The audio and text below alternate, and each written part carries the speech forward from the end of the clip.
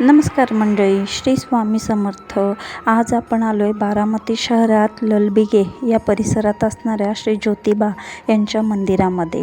हे भरपूर लोकांचं कुलदैवत आहे, आमचंही आहे. हे स्थानिक लोक आणि आसपासच्या भक्तांसाठी प्रार्थना व दर्शनासाठी प्रसिद्ध मंदिर आहे. मंदिरात प्रवेश केल्याबरोबरच समोर विशाल असं एक वृक्ष आहे आणि त्याच्यामध्ये गणपती बाप्पांचा आकार आहे. गणपती बाप्पाच विराजमान आहेत. किती छान ना, देवाची करणी. अजून काय, ज्योतिबा देवता ही भक्तांचे रक्षण करणारे व अडचणी निवारण करणारे देव म्हणून पूजले जातात.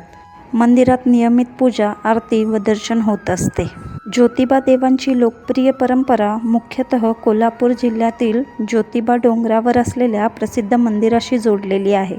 भगवान ज्योतिबा हे दुसरे तिसरे कोणी नसून भगवान शिवाचेच प्रभावी रूप मानले जाते. पौराणिक कथेनुसार श्री ज्योतिबा हे ब्रह्मा, विष्णू आणि महेश यांच्या तेजातून अवतार घेतला होता. यांनी ज्योतिबा यांचा अवतार राक्षस रत्नासूर याचा नाश करण्यासाठी झाला होता.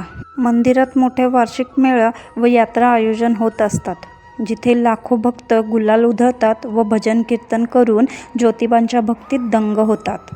ज्योतिबा हे दुष्टांचा संहार करणारे आणि भक्तांचे रक्षण करणारे देव म्हणून ओळखले जातात. लग्न, कोणत्याही नवीन कामाची सुरुवात किंवा अडचणीतून मुक्तीसाठी ज्योतिबांना नवस केला जातो. ज्योतिबा यांची ख्याती दख्खनचा राजा ज्योतिबा म्हणून सुद्धा आहे. केदारलिंग, सौदागर आणि रवळनाथ अशी त्यांची नावं असून हे महालक्ष्मीचे भाऊ मानले जातात. त्यांनी रत्नासूर राक्षसाचा वध करून केदारलिंगाची स्थापना केली होती.